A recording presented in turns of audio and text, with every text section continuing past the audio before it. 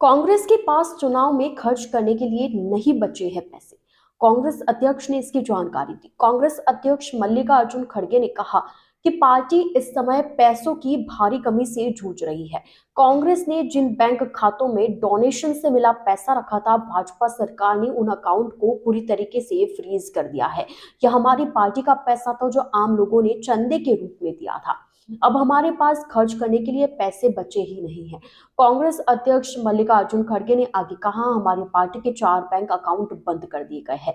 इनमें यूथ कांग्रेस, महिला कांग्रेस, दिल्ली कांग्रेस और एआईसीसी के अकाउंट शामिल हैं। अगर इस तरह अकाउंट बंद किए जाए तो क्या ये निष्पक्ष चुनाव होगा? दरअसल कांग्रेस पार्टी को इनकम टैक्स डिपार्टमेंट में 13 फरवरी को 105 करोड़ के बकाया टैक्स की वसूली के लिए नोटिस भेजा था। डिपार्टमेंट ने कांग्रेस पर 210 करोड़ का जुर्माना लगाया और बैंक खाते फ्रीज कर दिए थे।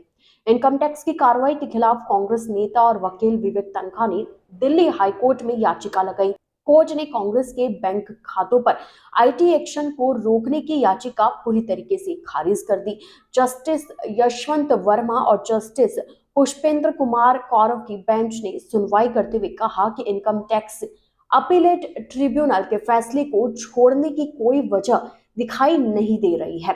अपीलेट ट्रिब्यूनल के फैसले के बाद कांग्रेस कोषाध्यक्ष अजय माकन ने कहा कि भारतीय जनता पार्टी सरकार ने जानबूझकर इसके लिए लोकसभा चुनावों का समय चुना है।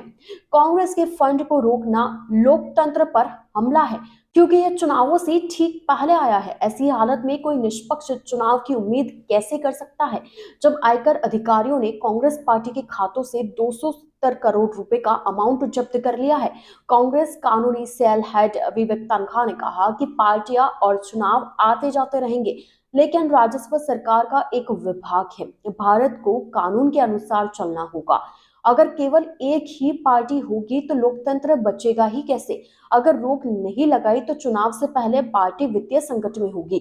उन्होंने यह भी कहा कि हम इनकम टैक्स अपीलेट ट्रिब्यूनल के आदेश से निराश हैं।